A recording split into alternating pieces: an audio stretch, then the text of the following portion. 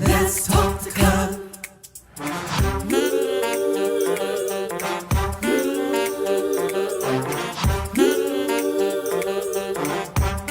One more thing, like, subscribe, and share. Come on, let's talk to God. Woo!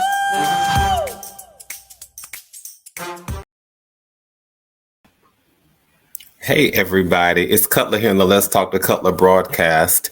And I know things probably look a little different. You're probably thinking, where in the world is Cutler? Well, I'm in a different location, but I still wanted to just share some time. I don't know that I'll have the full 1800 seconds because, as some of you know, I'm dealing with a family death, but I still wanted to share a moment and share this time with you, because sharing this time with you, it uplifts me, and I hope it encourages you. I hope it uplifts you. Listen, if you're coming by my channel for the very first time, I just want to remind you that this space is about motivation. It's about inspiration. It's about taking the time to see how we can be a little bit better tomorrow than we were today. It doesn't mean that today was a flop. It doesn't mean that today was a failure, but it means that we're on a mission to become better, a mission to see how we can always show up as our best selves, just an opportunity to see how we can be present for ourselves and sometimes for others. The last time we chatted, I was sharing with you that people want to see, they want to experience your presence, but you can't always be there. You can't always geographically or physically show up. So I suggested that many times we can at least give something of our substance. Whatever your gift may be, whatever your talent may be, you can give something of your gift, something of your talent, because I believe that what's crafted by the hands will sometimes convey what's been conceived in the heart. So I mentioned that I wanted to share with you this time just a few of my poems, because when we think about the gifts that we possess, the gifts that we have, that is the essence of who we are. And so I want to share with you just a few of my poems, just as examples of what I've given before, what I've done before, when I couldn't always be there. Sometimes it's giving people something just to remind them, something that they can hold on to let them know that you care, to let them know that you want to be there, you want to be present, you want to soothe their heart, you want to comfort their soul, and you want them to know that you love them and that you care about them. So I'm just going to take a few seconds and share a few of my poems. I won't get a chance to shout out the LTTC VIPs this go round, but do me a favor. If you have never subscribed, please go ahead and subscribe. Go ahead and subscribe, and then click on the notification bell so that you know whenever I've gone live, whenever I've uploaded new content. And as you're chatting, whenever you come into the room, just chat. I'm here every Tuesday and Thursday. And typically I'm here for 1800 seconds. And just in case you're wondering what we've been doing, we've been reading from this book right here, When I'm Overwhelmed, How to Handle Life at Its Most Intense Moments. That's my 6th book, and it's available over on Amazon.com. We are reading from chapter 9. And as we were concluding our last conversation, I was telling you all that when I turned 50 some years ago, I wrote a poem. Then I had a friend who turned 50 a few years later. And I realized that for some people, 50 is a milestone age. For some people, it is that golden moment of reflecting, seeing, have I done well? Have I done good with my life? Have I made valuable use of the time that I've been given? And so that's what it was for me. And as a gift, I gifted one of my friends a poem. And that poem I want to share with you. That poem is titled The Truest Reality of Grace. Yes, it's in the book, but I want to share it with you because it's just my gift. The truest reality of grace. Surrounded by yellow daisies, tulips, and daffodils, a relic sat on a shelf, fragrant, beautiful, serene, and silent. In solitude it sat. Unsure of its purpose, its value, its worth, it sat. Uncertain about its composition, its measure, and itself. Gently worn by the times it had been picked up, picked out, picked on, picked apart, slightly bruised by the multiplicity of times it had been lifted, placed, replaced, handled, and mishandled. Strong yet delicate, simplistic yet complicated, it sat. Next to a tarnished mirror amidst treasured antiques in a crowded boutique, a relic sat. juxtaposed with a mirror as if to converse with itself, see beyond itself, call out to itself, and look within itself. Ensconced and nestled and perfectly settled, it sat and called and recalled a day gone by, numbering its days by its victories, its weeks by its failures, its months by its losses, and its years by grace. A relic that had been cried upon, put upon, lied on, loved on, leaned on, and held on 2 times, 3 times, 5 times, 10 again and again. Time had not always been a friend. A relic, the personified craft of its creator, narrated the novel of a redemptive song. A treasure thought to have been enough because it had been broken enough, stretched enough, and cleaned enough already. A relic, the testament of years that had caught enough tears to those in sorrows who had hopes for tomorrow, a memoir of lyrics that were never sung, sermons that never left the tongue, a relic, a prophetic promise that the present would one day become the past, when all creation would wonder, have I done enough, run enough, been enough, enough? Have I done well with the rotations I've been given, the times I've been forgiven? Have I done well with the revolutions I've seen, or a good steward even of my dreams? Timeless in its eloquence, perfectly imperfect, a treasure of the years, settled, serene, introspective solitude, a relic sat, protected, covered, and cloaked in the truest reality of grace. If you like that, do me a favor and please just go ahead and do a thumbs up. Do a thumbs up on that. And I'll say to you, I'm going to share gifts that I wrote for 3 different age groups. That was for someone who was turning 50. Then I had the occasion to meet and to know these young people. Many of you met Carter some time ago. Young Carter, he has 2 older siblings, and I remember when their grandfather passed.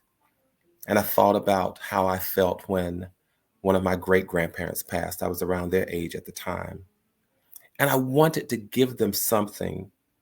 I wanted to say something that would soothe their hearts. I wanted to do something for them that years later they would reflect on and know that someone cared about what they were going through.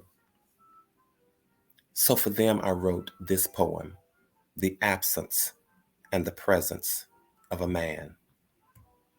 I had played games before, lots of games, board games, ball games, and even mind games. I had played games with fullbacks, halfbacks, quarterbacks, but never games with setbacks. I've known pain before, lots of pain, dull pain, sharp pain, and even throbbing pain. I've known pain that was absent, pain that was never there, pain that come from nowhere but seemed to hurt everywhere. I've been angry before, oh, so angry. Angry at people and things, angry at what I felt and what I've seen, and even angry at circumstances and dreams.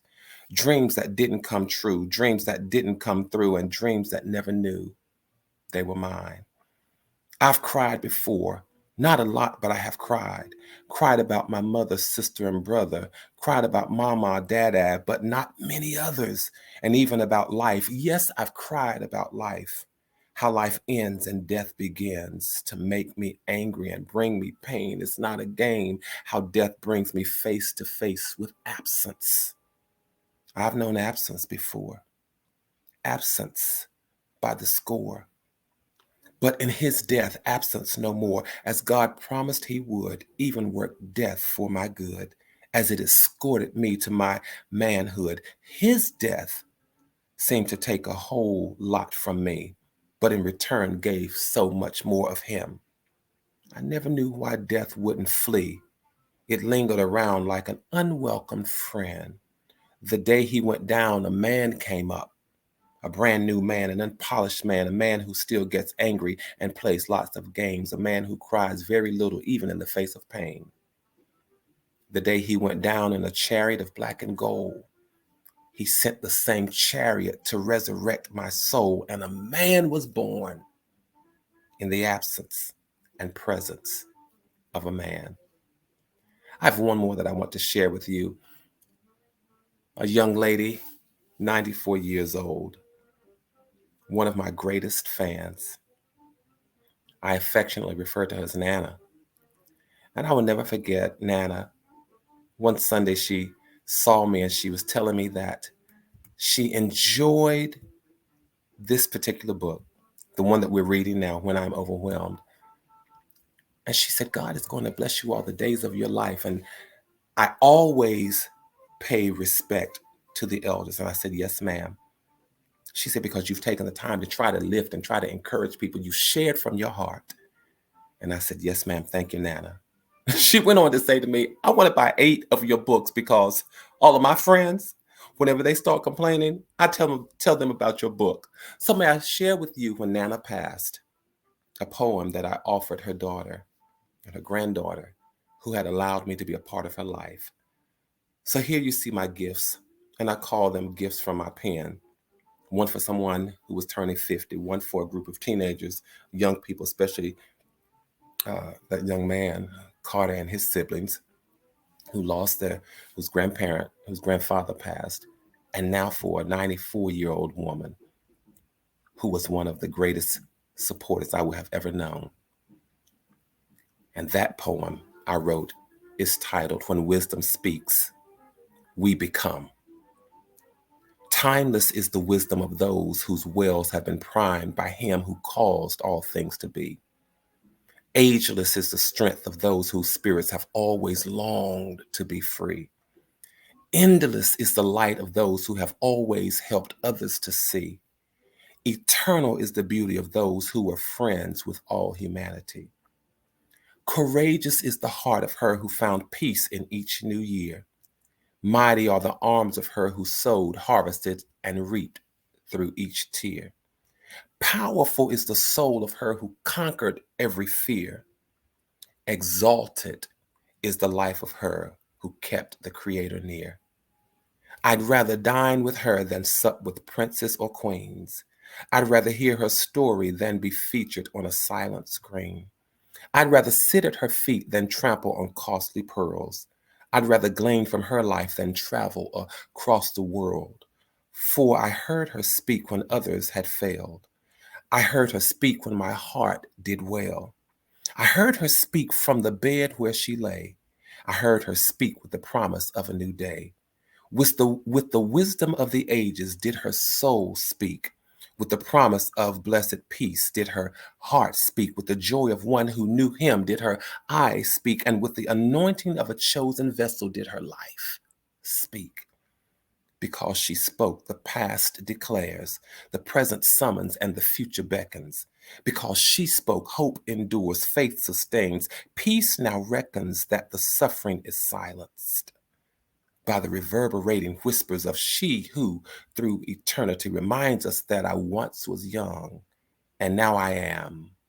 Eternally I am. Now you be. When wisdom speaks. Hey, I just wanted to share these poems and share this moment,